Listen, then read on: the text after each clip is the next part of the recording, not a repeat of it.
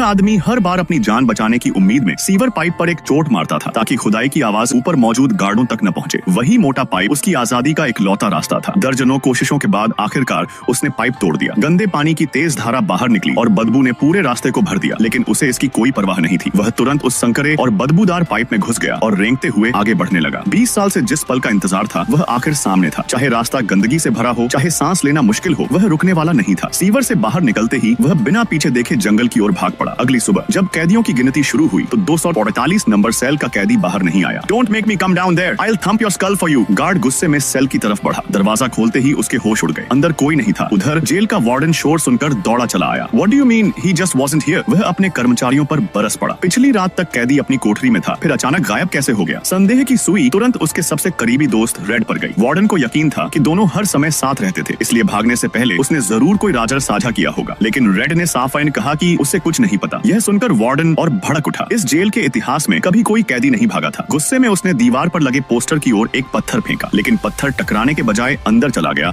और एक अजीब गूंज पैदा हुई। वार्डन की आंखें फैल गईं। वह दौड़कर दीवार के पास पहुंचा, पोस्टर को खींचकर हटाया और सभी स्तब्ध रह गए। पोस्टर के पीछे एक विशाल सुरंग छिपी हुई थी जो सीधे जेल की बाहरी दुनिया तक जाती थी। किसी को समझ नहीं आ रहा था कि एक अकेले आदमी ने इतने सालों तक यह सुरंग कैसे खोदी। तुरंत पुलिस, गार्ड और खोजी कुत्तों की टीम लगा दी गई। घंटों तलाश के बाद उन्हें सिर्फ एक पुराना रॉक हैमर और फटी हुई जेल यूनिफॉर्म मिली। असल में यह सब एक संयोग से शुरू हुआ था। एक दिन वह अपनी कोठरी की दीवार पर अपना नाम उकेर रहा था। तभी उसे पता चला कि दीवार की परत आसानी से टूट रही है। भूविज्ञान का ज्ञान रखने वाले उस आदमी ने तुरंत समझ लिया कि वर्षों से मरम्मत न होने के कारण सीमेंट कमजोर और भुरभुरा हो चुका था। उस दिन से उसने हर खाली पल में दीवार खोदना शुरू कर दिया। पोस्टर उसके काम को छिपा देता था और निकली हुई मिट्टी वह रोजाना थोड़ा थोड़ा करके अपने कपड़ों में भरकर जेल के मैदान में बिखेर देता था। रॉक हैमर उसे रेड ने दिलाया था। रेड ऐसा कैदी था जो जेल में लगभग हर चीज का इंतजाम कर सकता था। फिर भी सबसे बड़ा खतरा अचानक होने वाली तलाशी थी। एक बार वार्डन और गार्ड उसकी कोठरी में आ धमके। आदमी का दिल जोर जोर से धड़कने लगा, लेकिन उसने खुद को शांत दिखाया और किताब पढ़ने का नाटक करता रहा। गार्ड हर कोना खंगाल रहे थे। कुर्सियां, बिस्तर, अलमारी, कुछ भी नहीं छोड़ा गया। वह मन ही मन प्रार्थना कर रहा था कि कोई पोस्टर न हटाए। काफी देर की तलाशी के बाद भी कुछ नहीं मिला। तभी वार्डन उसके पास आया और उसके हाथ से बाइबल उठाकर बोला, क्या तुम्हारी कोई पसंदीदा पंक्ति है? आदमी मुस्कुराया और उत्तर दिया, तुम नहीं जानते कि घर का मालिक कब लौट आएगा। वार्डन खुद भी बाइबल पढ़ता था। जवाब सुनकर वह प्रभावित हुआ। जेल के नियमों के बावजूद उसने पोस्टर को नहीं हटाया और जाते जाते बाइबल वापस देते हुए कहा, मुक्ति का रास्ता इसी में छिपा है। उसे नहीं पता था कि उसी बाइबल के अंदर वह रॉक हैमर छिपा हुआ था। वही छोटा सा हथौड़ा उसकी असली मुक्ति का रास्ता था।